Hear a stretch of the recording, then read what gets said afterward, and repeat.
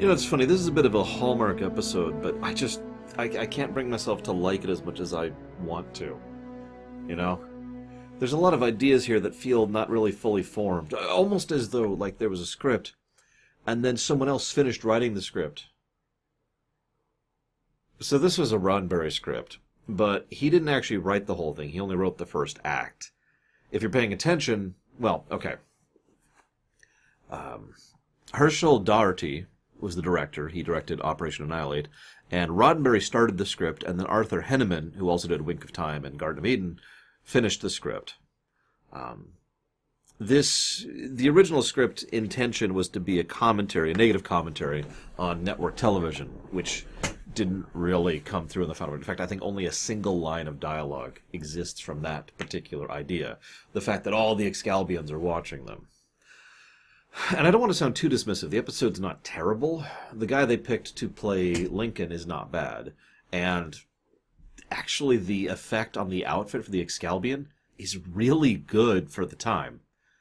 I know I hate to say that, but I mean, I have seen more modern outfits that look stupider than this. To be perfectly blunt, I've seen stuff on DS9 and TNG that looks worse than the Excalbians in this episode. So definite props here. But... well, let's just jump into this. The episode begins with what might be one of the more engaging and interesting teasers in TOS. And I know that sounds strange because it's so stupid, but hear me out for a second. So they're cruising through space, and all of a sudden they get a message from Abraham Lincoln. Cut to credits, cut to the thing, and that's the teaser. And so immediately they're thinking, oh my god, is he time displaced? Was he transplanted? Which they would eventually do with the 37s.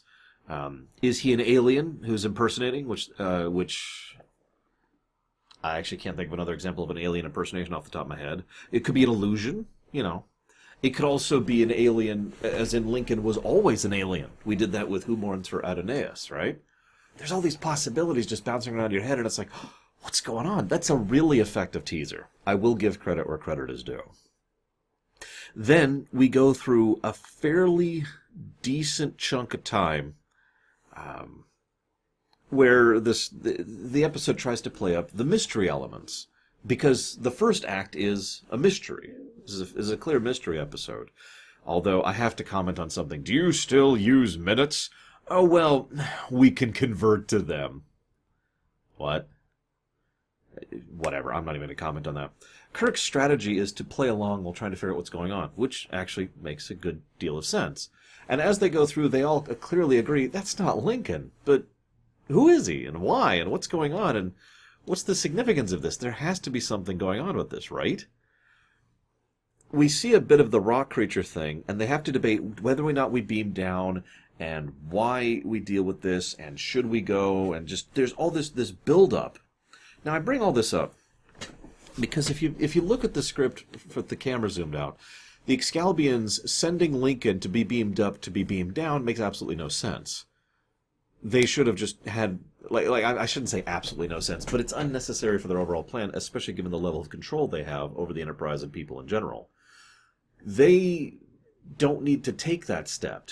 And you'll notice that as soon as they beam down, the mystery is over. One of the first things that happens at the beginning of Act 2 is the Excalbian shows up and says, hey, so let me explain what's going on, and we get the reveal that this is all this big thing that he's setting up in order to, understand concepts, so you get to fight good versus evil. Okay, cool. But here's my point. That's the reveal. That's the payoff. The mystery is over. Then the last two acts of the episode are threat. There is an opponent that we need to defeat in order to save ourselves and the ship. Which we do, and then we leave. You'll notice they don't even defeat the Excalbians, and they don't manage to talk their way through them or otherwise try to avoid the problem. They defeat the enemy that the Excalbians put in front of them. They play the game. They win the game. They get to go home. So this is a clear threat episode once we get to the second act. And now I'm going to bring up what I mentioned earlier. So Roddenberry apparently wrote the first chunk of the script. I'm sorry, one moment. I just finished lunch, so I still have a little bit of a thing going on here. You can tell I work through eating, right? Or eat while working, however you want to think of that. Anyways, so Roddenberry wrote the first bit of the script, and I'm hoping to find an exact quote here. Here we go. Let me just quote Arthur Heineman directly. Gene Roddenberry wrote half a script, and I don't know if he couldn't figure out how to end it or if he got tired or had other things to do. He was in and out of the show at the time. His script was handed to me, and I wrote the last 2 acts and rewrote some of the first 2 acts. I guess I must have liked it, although otherwise I wouldn't have taken it, though at the time I found myself capable of making myself like anything they gave me. Yeah, I know that feeling. Anyways, that's the point. This is literally 2 scripts written by 2 people with 2 intents. That's why it feels so... Because the first part really is strange compared to the second part, and like I said, the very intent of the episode completely shifts. So they go down, and there's Surak. Now, I want to say this very bluntly. I'm an idiot.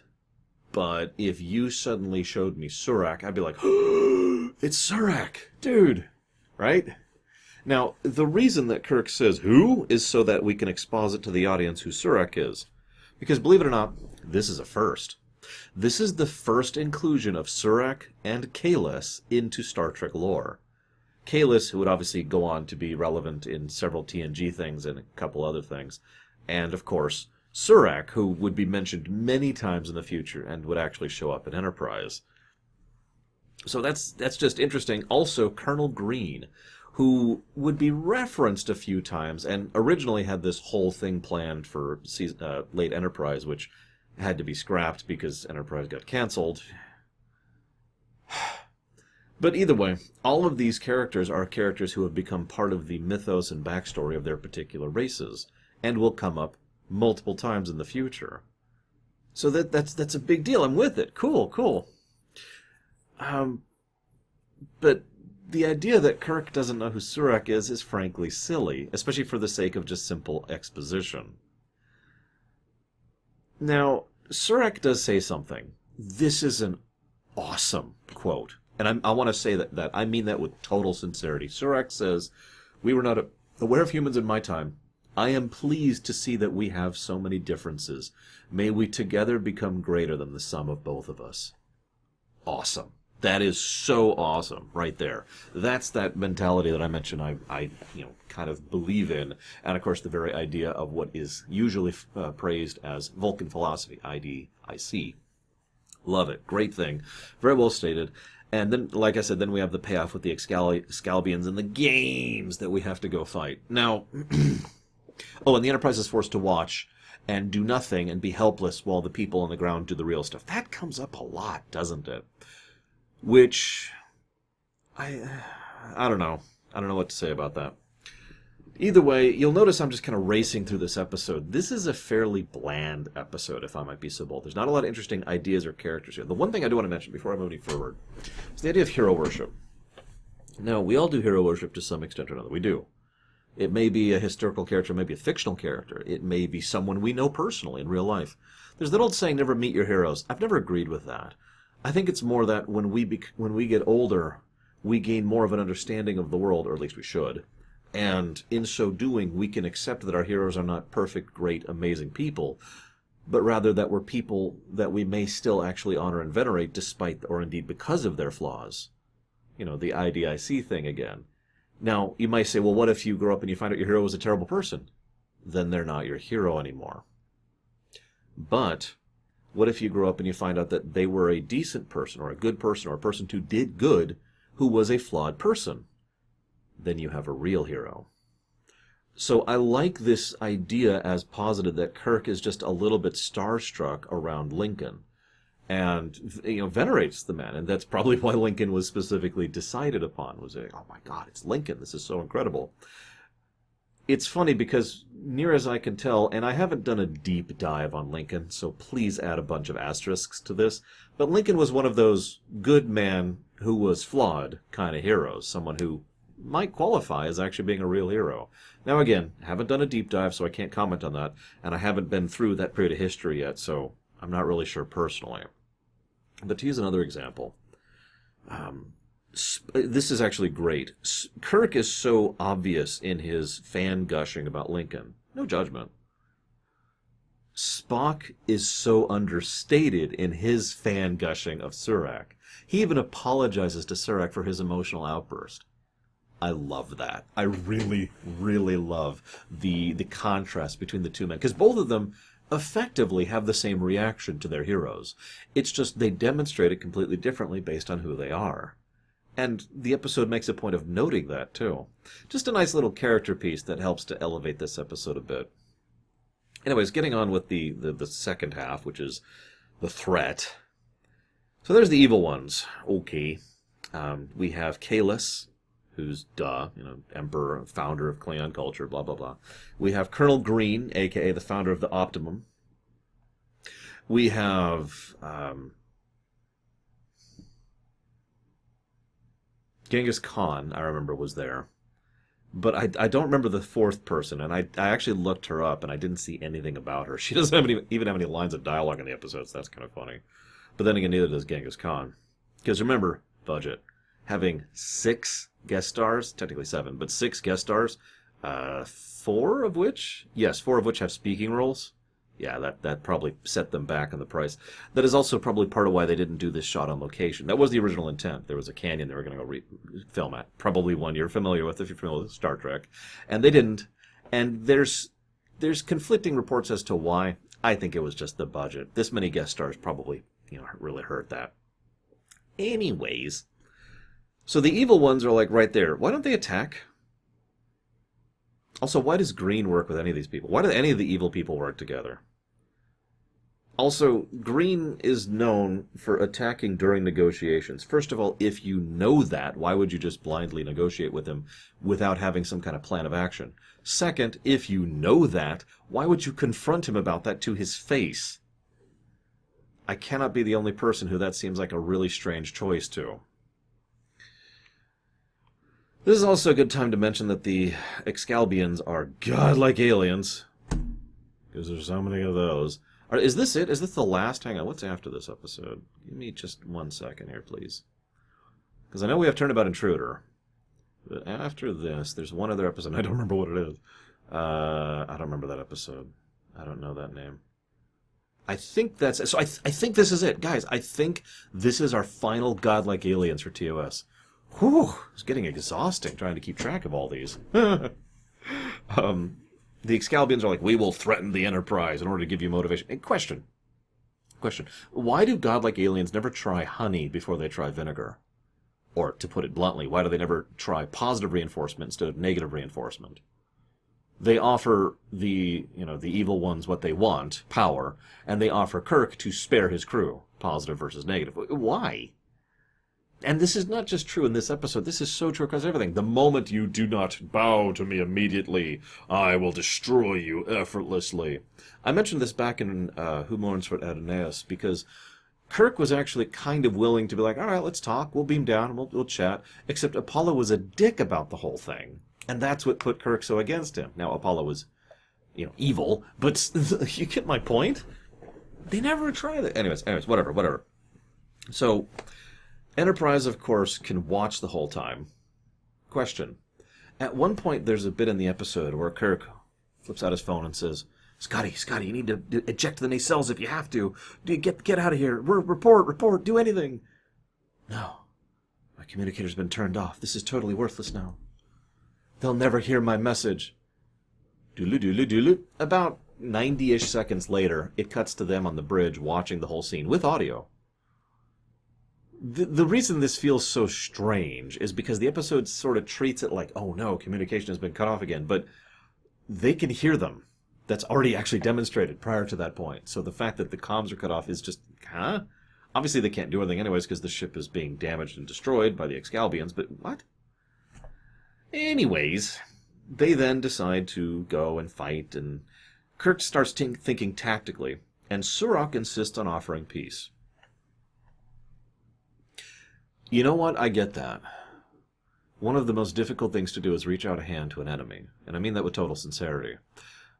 One of those really, really, really horrible things that is a part of reality is knowing when to reach out that hand and acknowledging that you don't always know when you should reach out that hand. Sometimes you are going to be burned, or in Surak's case, killed, because you reached out that hand. That's life. And he even mentions that's exactly what happened to his own people. They reached out a hand and they were killed, and then they reached out a hand and they were killed, then they reached out a hand and eventually it stuck. That's how that goes. The Undertale thing, right? It's harder to offer, to try to be nice and kind to someone who is actively trying to kill you. Sometimes you shouldn't offer the hand, but how do you know? Now, all of this was going through my head as I'm watching this, and I'm thinking, yeah, no, I'm kind of with Surak. Because he's not sure. He doesn't really know. And maybe there's a possibility. It's distant, because this is an artificially crafted scenario. And that's why, I would think, no, it's not going to work. Not because peace is not tenable with these individuals, but peace is not tenable in an artificial arena scenario that's been crafted by the Excalbians, right? Kind of site-specific there. None of that is, of course, mentioned. You know what's mentioned? Kirk is like, I have to fight because my crew, my ship, my crew, which, I'm okay with obsessing about now that I've forgotten about Reyna. Wait, he did forget about Reyna. It all makes sense. People. Star Trek is people. Anyways, so he just kind of, he's fixated on the ship. But what I do like is Kirk's like, I don't really have the authority to stop you. Go ahead and try it. We will lose nothing. Actually, Surak says you will lose nothing if I try. Now, he's wrong about that, but it is an interesting logic to approach the situation with. Then Lincoln goes to try and rescue Surak. That's stupid. This is when the episode falls apart really badly. All the way up until now, this has been an okay episode. And then the finale of the episode from this point onwards is just, ugh. And that's why this ended up on the skip list for me. Because what happens is Surak goes and is killed. Then what happens is they hear Surak saying, "Help me, Spock, help me." That's not Surak. They should know that's not Surak. B, Spock says that's not Surak, and Kirk ignores him. Flat out ignores him, like he didn't even say that. That no Vulcan would make a cry like that. And then Kirk's like, oh, whatever, he's clearly in pain. I can't just leave him like that. What? And then Spock seems to agree with him. I am also affected by the pain he is clearly in. This then leads to them sending Lincoln to rescue him, which leads to Lincoln dying. For no reason, because that's a really stupid thing. We also see Kirk, who we just saw thinking tactically, and was compared to General freaking Grant. Totally unearned, if I might be so bold. At least at this era of Trek. Maybe back in Season 2 and in like the movies, but here? Nah. Anyways, Kirk, Mr. Tactical Thinking, is like, oh my god, he's out there and injured. We should rush out immediately and go rescue him. What? This is so blatantly, obviously a trap on every level.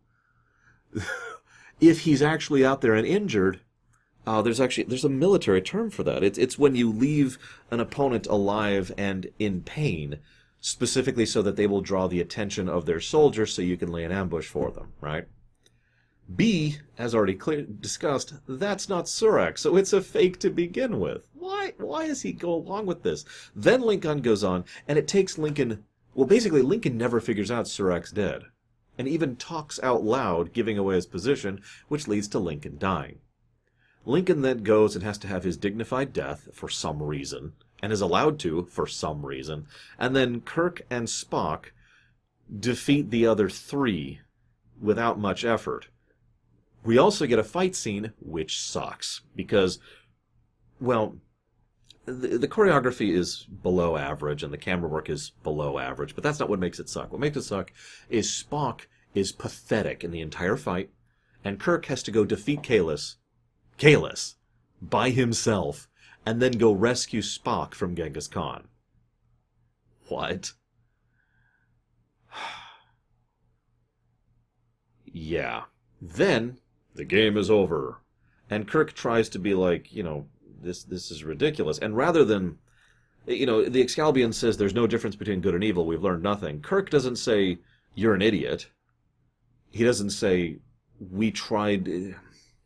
The methodology we were using may have been similar, but our intent was different. Our approach was different. Our interests were different. He could sit there and give plenty of reasons why the good side versus the evil side were very different in approach to each other. Instead, what he does is he tries to moralize by saying, how many other people have you suggested to this, rather than giving them an answer to their question which might make them stop subjecting people to this. Then, the Excalbian is like, yep, peace out, we're done with you. And Kirk and crew just leave. The end. And there's a final denouement as they talk about it, and then they explain everything for the audience members, I guess, because I guess nobody figured out that they were rock people. The end. Now, based on those last 15, 10 minutes, however long it is, you might think, oh man, that's terrible, and you're absolutely right. And that's why this is on the skip list. I can't give an episode lamentation status just for the last 5 minutes. See Dear Doctor for an example of that. But unlike Dear Doctor, the first, 30 minutes of this episode is not good. In my opinion, obviously. Let me strike that. I thought the mystery was good. I did. I thought the mystery was good up until the payoff, which was okay. Let me take that back. The reveal was actually pretty good. The payoff was not good. There we go. Now I've said that correctly. What I would have liked is something more along the lines of the Excalbians. This is how they study people. This is how they interact with people. And I just realized I'm describing the nth degree from TNG, but whatever. Maybe something along those lines. What would you do if you'd wanted to use the Excalbians like this and keep that mystery air going? Either way, we're getting close, guys. We're almost there. Just one more episode that I don't remember. I was just looking at the next episode. I don't remember it. But wait, one last thing. So we introduced Green, Kahless, and Sarek. But this is, technically, the final Klingon and the final Vulcan for quite some time. But the most important thing is there's two things that we do not see again for a while. One is Uhura. This is Uhura's final episode of TOS. She's not in the next two episodes. I wonder why. Like, of all things, that's just kind of a weird one, isn't it? I don't blame her. Nichelle Nichols was never exactly happy with her role here. I am glad that, she is as beloved by the fandom as she should be. Because she's, by all accounts, a pretty upstanding and awesome person. And, I've never met her personally, so I can't comment on that. But I like Uhura. I just wish she had more to do. So I've kind of let slip a few times that I've been kind of interested in doing a mental rewrite of Trek. All of Trek. You probably know at least part of this because of Voyager. I've mentioned before, the lore runner version of Voyager. And you guys voted for me to stop that. But I've been kind of rewriting, in very broad strokes, TOS in my head. And I have to admit, I find Uhura as a character fascinating. And I would love to know more about her. And I would want to create some connecting branches between her and other characters in order to help flesh her and them out some more, the DS9 approach. Unfortunately, we won't get any fleshing out of Uhura until, the films. I could make a joke about Star Trek V here, but I'm not going to. And yeah, I guess that's it. It's time to go ahead and hit number 2 on the finale list. Hope you've enjoyed, guys. See you around.